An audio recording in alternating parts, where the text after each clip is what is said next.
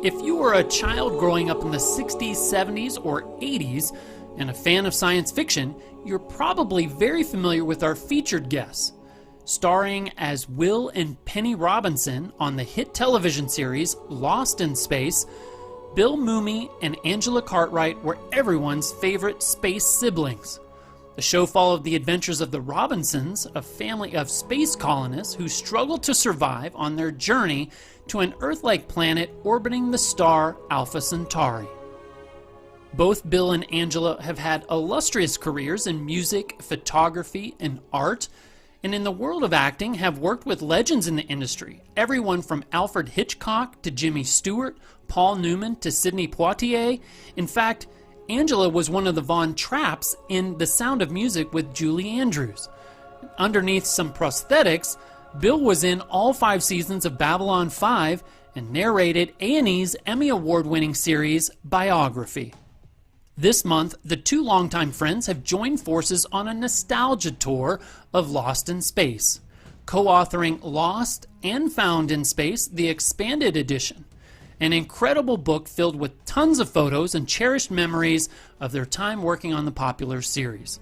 I sat down with the two talents to discuss their careers, their family on Lost in Space, and how this amazing collection came about. Here's what they had to say. Well, first of all, I want to extend a warm welcome to Angela and Bill. Great. Welcome. Hello. Hello. Both of you got your start in acting at a very early age, and from different backgrounds and upbringings, it had to be a little different than it is now, maybe a lot less accessible. How did each of you end up in the industry?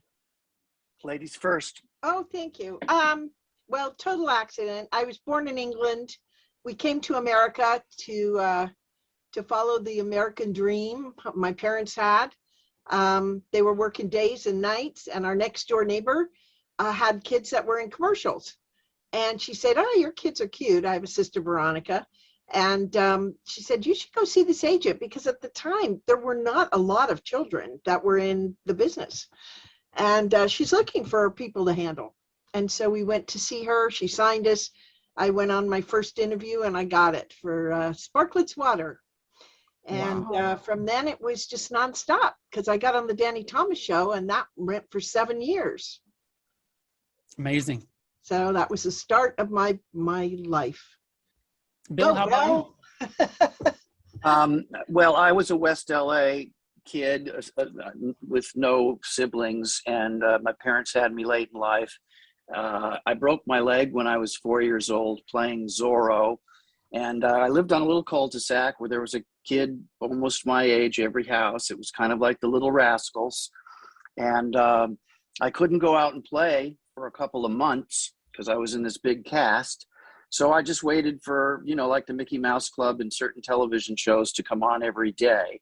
And it was really Superman, George Reeves as Superman, and Guy Williams as Zorro, both caped adventurers, that kind of lit some kind of strange, soulful pilot light within me. And I just knew that that's what I was supposed to do. I was supposed to be like Zorro and Superman and get inside the television set. My mom had worked at 20th Century Fox Studio as a secretary, a writer's secretary, for 10 years before she married my dad. My parent and my grandfather, who had passed away before I was born, was an agent in the 30s and 20s and mostly handled writers and directors, but he handled Boris Karloff, got him the Frankenstein audition and negotiated his deals.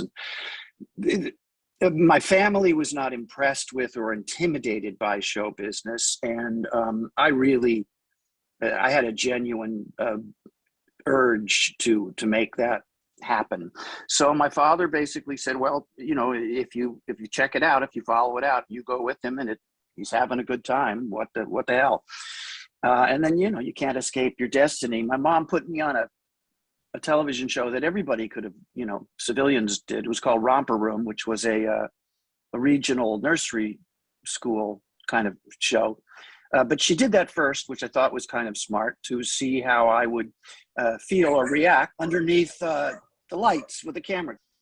today people decide they want to be in show business, and they understand it more. I mean, we didn't even have a television, so Right. that was kind of it was also curious and definitely fate for me, and Well, probably Bill. I mean, who knows? You never know if you're going to get a part or not.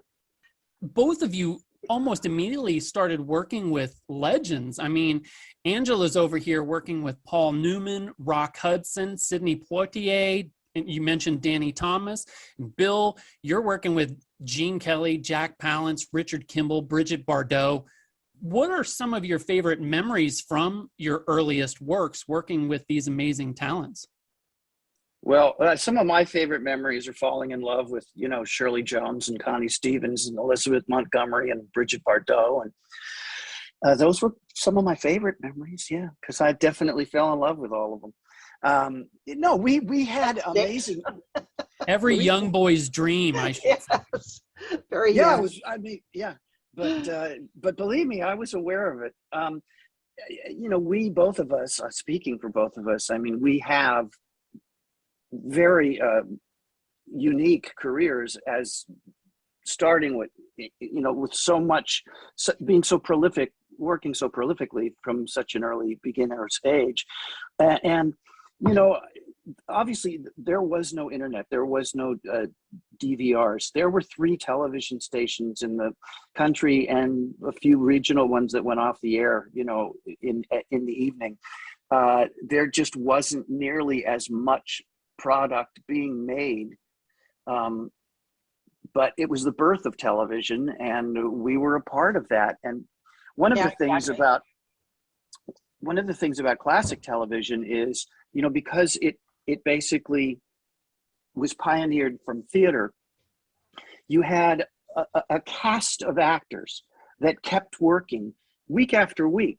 Whereas in today's world, the pool of talent is so much bigger that you don't really see the equivalent of, Cloris Leachman on a Western, and then the next week, Cloris Leachman on a cop show, and then the next week, Cloris Leachman in a doctor show, and then the next week, Cloris Leachman in a comedy show.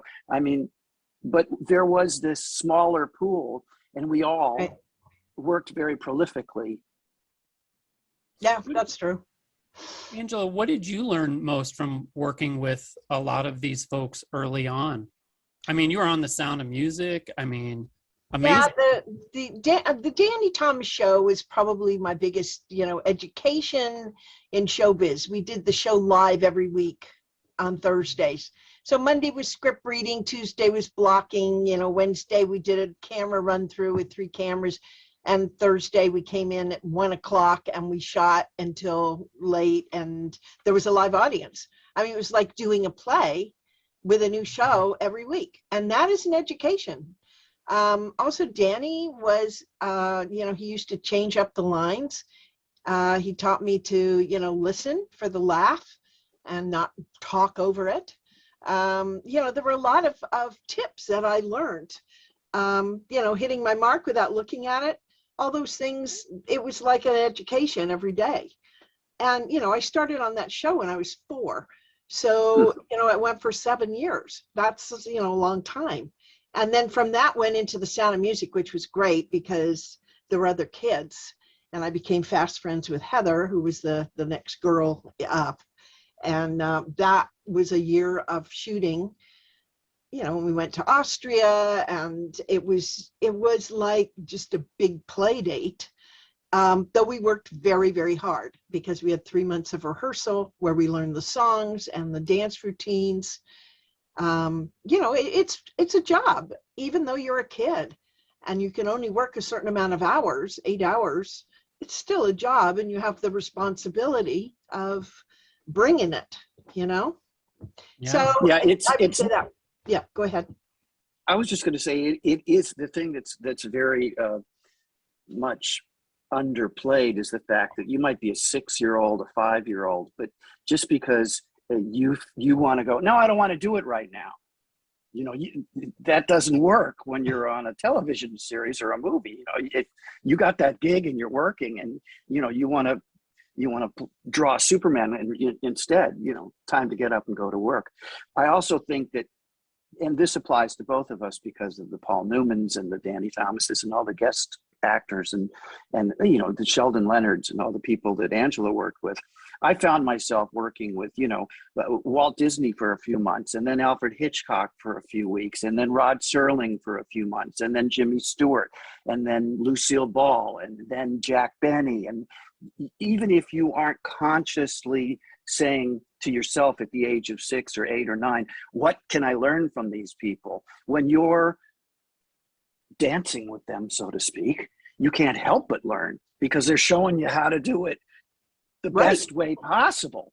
Yeah. So, you know, and you can't be an idiot to get those gigs in the first place. So so in essence, we really learned how to make television and how to make film from the greatest talents that ever did it. So we had to pick up a few little tricks along the way. We also learned things behind the camera too, which was interesting. You know, that was cool to do. That's why I had a love for photography, you know, because I was always fascinated by the behind the camera rather being in front of the camera, and the secrets and the magic of movies, which are so different today because you got, you know, CGI, which you never had, you know, instead we had live effects. So, you know, that was another education. On a quick side note, Bill, I read that you were the first choice to play Eddie Munster in the Munsters, but your parents objected to the makeup requirements. And then years later, you're cast in Babylon 5 wearing lots of prosthetics. Were your parents right about roles without makeup? Well, that wasn't really exactly how that went down. I was offered the role of Eddie Munster, and myself, my parents, my agent at the time, it just wasn't a good fit for us. I mean, I was really, really bouncing around on some fantastically interesting shows, and we didn't want to be tied down to a series right then, and I didn't want to be a werewolf. You know, I didn't want that makeup. It wasn't just my parents. Got it. But you know, Butch is a friend of mine. I guest starred on an early episode of The Munsters. He did a great job as Eddie. He continues to be a great cheerleader for that franchise. And if I had accepted that role, I wouldn't have been able to do Lost in Space. You know, so it really worked out the way it was meant to be, and Butch is the definitive Eddie Munster. As far as Babylon 5, which I did for 5 years, that was a challenge, but you know, that wasn't a decision that was made by my mother or father or whatever. It was made by my wife and I, going, well, you know, this might only go a few weeks, this might not last, but you know, we've got a family here, and you like science fiction, and you don't have to go out of town. Why don't we see what happens? And you know, it was a family decision, and it was a beautifully produced and written show. I never, and the makeup looked great, you know, but I personally never acclimated to the process of putting it on, or even more so taking it off. But when you saw it on television, I mean, they did a great job. Absolutely. You know, it's not comfortable sometimes, and people don't even realize it.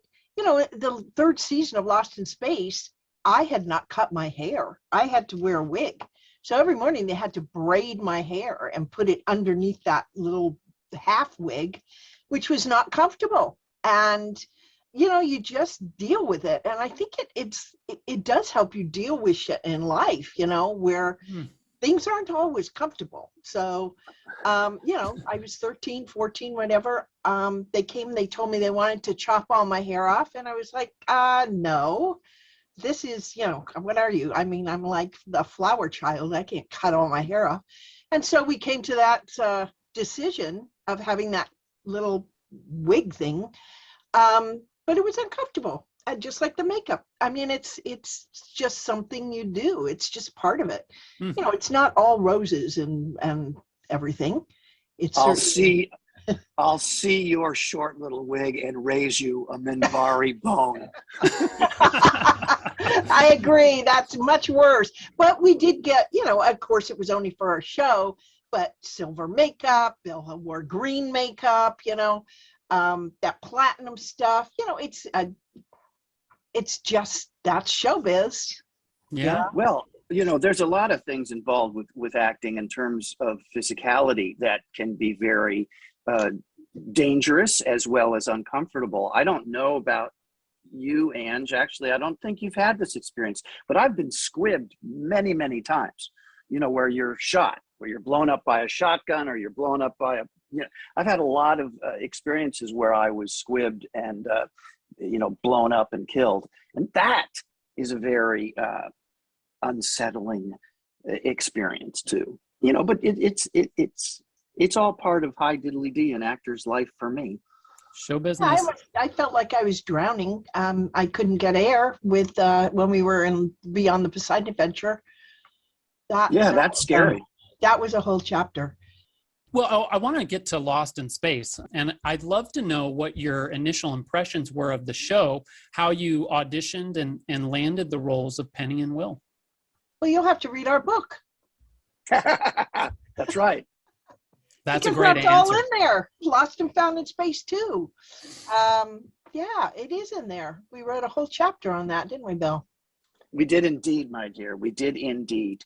And I actually think you are wise and fabulous to remind us that that's kind of why we're here. So yeah, let's not, as Jonathan Harris would say, don't give it away, Angelino. Don't give it away. My nickname. That's what he called me, Angelino. That and many more secrets are in our book. Speaking of the book, Lost and Found in Space came out originally in 2016, but this year you re-released the book and updated an expanded version. Where did the idea for the book originally come from? How did the two of you get together to collaborate, and what can fans expect? Well, the first version is really dramatically different from the new revised expanded edition.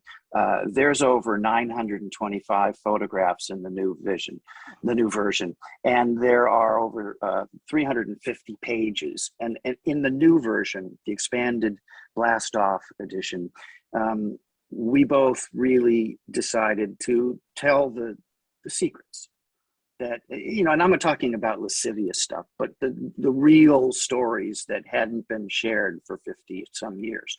The first book, which they've both been labors of love, but the first book was done because it was the 50th anniversary. There were a lot of tribute things planned for the series. The studio was getting the cast together for various anniversary celebration promotional things, and it just seemed like a natural thing for us to do. We had access to a lot of photographs that had never been seen before, and so the first edition of the book was more or less a scrapbook of photographs with some remembrances from us. The second edition, the expanded edition of the book, is much more of a book in terms of word content, and another twice as many photographs. It's very different. Yeah, we were privy to the CBS archives, and we also discovered a lot of our own personal pictures. And what was so interesting, I think, about it is it was written during the first lockdowns of the pandemic. So it's not like we were like too busy to do anything. Mm-hmm. We were, able to be on Zooms constantly and, email and all that. And that's how it was written. And the things that came out were things that are remembered when you can step back and go, really reflect. And you're not too involved in your outwardly world. So that was kind of interesting, I thought. We remembered so much stuff, especially Bill, who has a brain like an elephant. That's a compliment. He really remembers so much, and a lot of that kind of jogs my memory, when he remembers things. So I was like thrilled about the pictures because I love photographs and I think they speak 1,000 words or 10,000 words or whatever the saying is. So that was really, really fun. But this is a big, thick book. I got it right here. Here it is. See? Oh, it's so heavy There because it it's is. so big. There it is. And it's got the purple cover. And you know what? We sign these personally and send them to people. If they, they can buy it on my website, angelacartwrightstudio.com. You want a holiday gift idea? Yep. There might not be anything better than this. I Can't be beat. totally agree with you. Yep. No house should be without a copy of that. Also, we both, and maybe Angela more so than I, there's two things that are interesting about who we are. We're both keepers of things. Angela has trunks and trunks and trunks full of past stuff, as do I. And we've both been in our individual homes for so long. I've lived in my house for 46 years. And Wow. and you've lived in your house, 30 years or something, 30, right? 38 to 39, probably, yeah. So, so in a situation like that, stuff doesn't really disappear. It just gets more stuff put on top of it and shoved in a corner. So when we were doing the expanded edition, and again, as Angela pointed out, we were home quite a lot because we shouldn't be running around. So we really broke into this stuff and found these really rare lost in space things, contracts, photographs, memos. It really became much more of an impressive project. And it's also our... Go ahead. Well, I was going to say, it's also our story, not just, Lost in Space. We have been connected to each other since we were little kids. It's a very interesting dynamic between the two of us. We were the only people that we went to school with for 4 or 5 years. We were if you check the slots of a relationship, our time together checks a lot of them. And the book is also about, Angela and Bill, not just Will and Penny. Was there anything surprising you uncovered in looking back at the show that you never knew before through all the photos and nostalgia? Did anything surprise us? I don't know, but it was like, my parents had passed away. They had a lot of stuff in some boxes. And I said, you know what, I'm home. I am going to do this. I've said I was going to do it for like 3 or 4 years. And so I started to go through some of that stuff. And I came across some original things, and that's what Bill's talking about. I mean, it's there. I hadn't been able to open those boxes for a while without, kind of getting too sad and closing them up again. So it was very cathartic. The whole thing was such an interesting experience and so much more in depth than the first time we went through the book. This time was much more meaningful in a lot of ways. And I think we kind of relived a lot of memories that we have, some good, some bad, yeah, it was interesting. Oh, and what I wanted to say was so much had happened since that other book because the Netflix show had come out. We were both in it. Right. What did that feel like to pass the baton? And all these conventions and so many people that we met that just loved the show and had kind of based their careers around space. When we went to NASA. Don't give it away. I know. Don't give it away. I won't. It's all in the book. There's like just a lot of stories in there that I think everybody can kind of relate to that period of time if you are a boomer, if you are of our age group or the show was of interest to you. For me, to answer your question, surprises was really how popular Lost in Space was. Because we were working it every week and we were, you look it up and there were like between 30 and 40 million people every week who watched a new episode when it first aired. Well, if you think about those numbers in today's world, it doesn't matter if you're a Seinfeld or whatever, Friends or some kind of Star Trek thing. 40 million people don't watch television shows now because they have 40 million choices. But You didn't have that when Lost in Space aired. So that's why it has resonated from generation to generation, because that first generation, it was a huge deal. Also, let's talk about the 1965 through 1968. Come on, it's the pop era, it's pop art, it's the Beatles, it's the beginning of the Vietnam War protest. The globe culturally was changing every 2 weeks. It was a huge time of change. And the series Lost in Space, fashion-wise and story-wise and tone-wise, represents that era like very few things do. Well, and I think that it had better ratings than Star Trek. Much better. And a theme song written by some obscure composer named Johnny Williams. And that guy is never going to amount to anything, right? The music for Lost in Space is stunningly brilliant. All of it.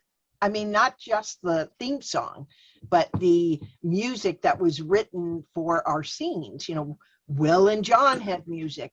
Penny Searching and Bloop had music. You know, the robot had its own music. I mean, that soundtrack is very listenable, I think. Yeah, the scores for our shows were magnificently composed and beautifully recorded with full orchestras, you know, live on a stage, which is everything, you know, it's a yin and yang, it's a give and take. You know, right now you can do things instantly. You can sit at a keyboard and you can sample strings and horns and things and all of that. You can do it yourself and it'll sound really good and you can get it done in a day. But the difference between bringing in a 64-piece orchestra and having them tune up and get those microphones in place to properly catch the actual swelling dynamics of that many musicians playing together as one, it can't help but be more emotional. It just can't help but be, because there's that many more people putting feeling into it. This might be in the book also, but I was curious, were your relationships with the cast, Guy, June, Mark, Marta, Jonathan, was it strictly professional, or was there a feeling of family on and off the set? We were bonded like a true family from the pilot on. And we do go into the book. And I spoke to Mark 2 weeks ago for a long time. We were with Marta a couple of weeks ago. We used to go to dinner with Jonathan and his wife Gertrude, or lunch. No, we were truly bonded as a family. Now, even everyone in the cast, I mean, we got along great. During this, I mean, you'll read about it, but yes, we socialized a lot during the years we made the show, and we continued to socialize and get together for not financial gain, but because we love each other.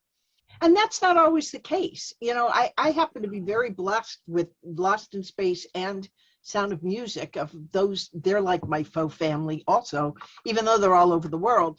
That is not always the case. You know, sometimes you come together, you do a show, you know, it's great working with you, you leave, and you don't have an ongoing relationship.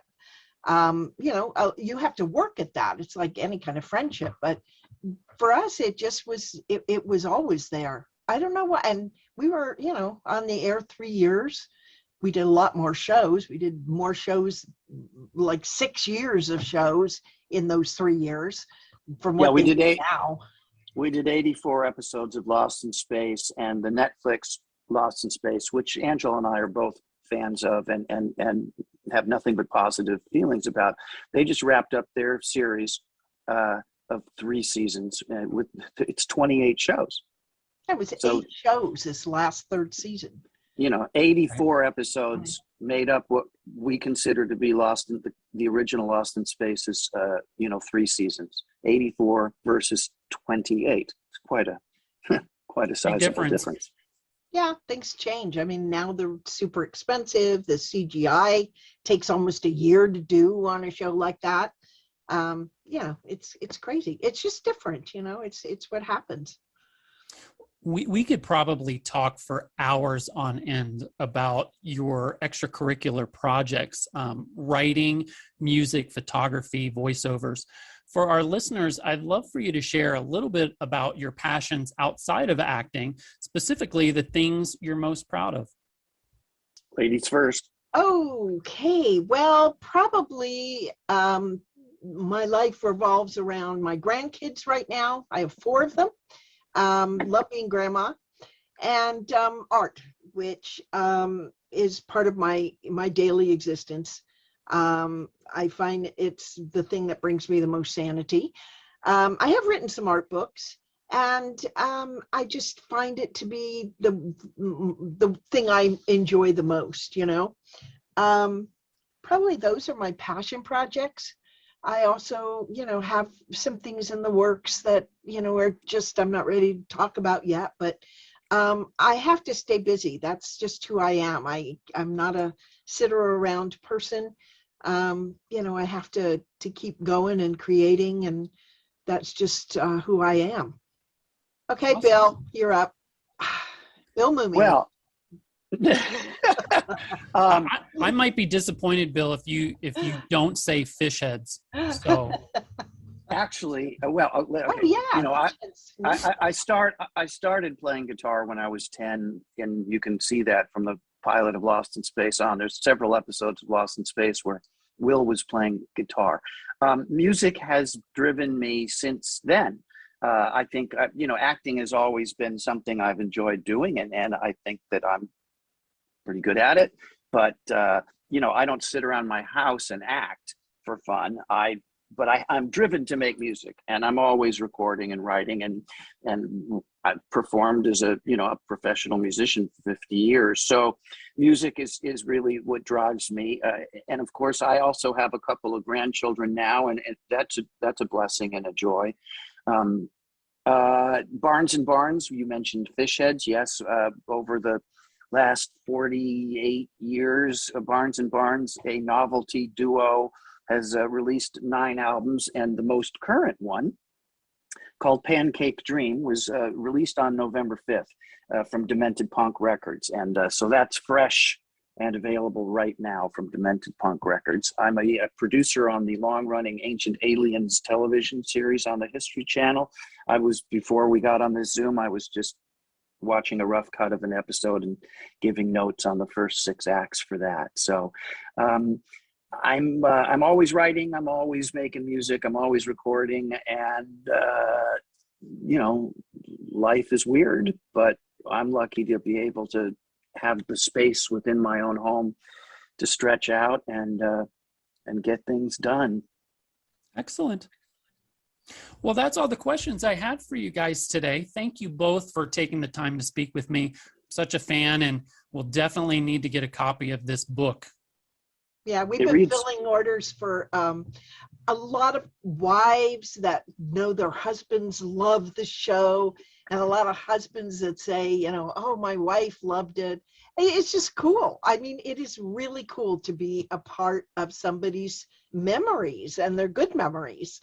And who doesn't want to have good memories right now, So you go.